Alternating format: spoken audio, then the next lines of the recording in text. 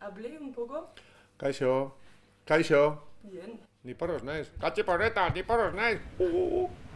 Txiko txitxiri txuru txitxa. Malbiru lau yeie, bosei zazpi yeie. Euskaldunak.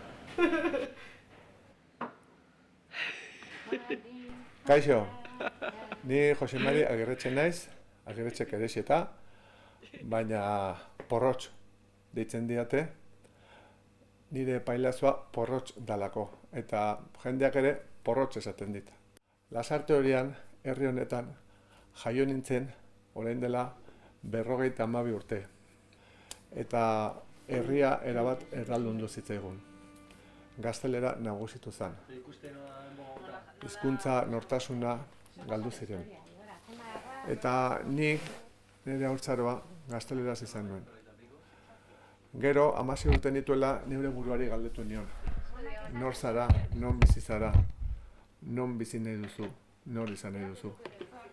Eman nuen izena euskaltegian. 5 urtez alfabetatu nintzen, eta magisteritza ere euskaraz ikasi nuen. Lasarte horian, orduan lasarte horia bera euskaldandu du ezagun taldea sortu zen. Eta talde horretan, perspektiba soziolinguistika askori gabe ekintzailea ginen. Horrela egin dituen urte batzuk, Olentzeren jaialdia, eta behin bururatu zitzaigun pailazoz jaztea. Jaialdia luze jotzen zuelako. Gelak igotzen zian oholtzara, bata bestean atzetik, eta aurrak ere aspertu egiten ziren. Orduan, grabatu genituen 4 kanta kaset batian, pailazoz jantzi ginen, eskoletako haur guztiek kanta horiek ikasi zituzten, eta lehen aldia izan zen, orain dela 30 urte. Eta poliki-poliki, gu pentsatu gabe, pailazo bihurtu ginen. Hasieran, euskara eta alaitasuna ziren gure helburuak. Eta gu sketch klasikoak egiten genituen. Takolo, aurpegi zuria, pirrutx eta porrotx, pailazo xaloak, inozenteak, bihurriak. Cuchi, cuchi, Mariluchi, bon dia, Barcelona! Bon dia, Flora! Eta Paula, os estimem molt! Bai, ze poza, eki gainera, San Juanetan jaioko da!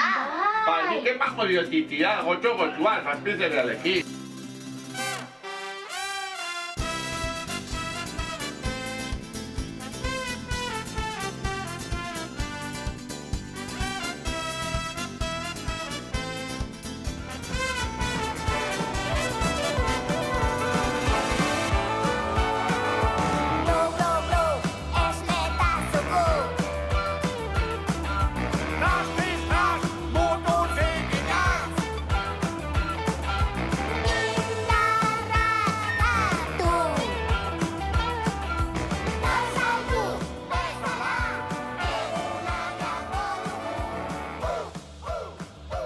Eta poliki-poliki, sketch klasikoak sortzetik geu sortutako historiak lantzen hasi ginen.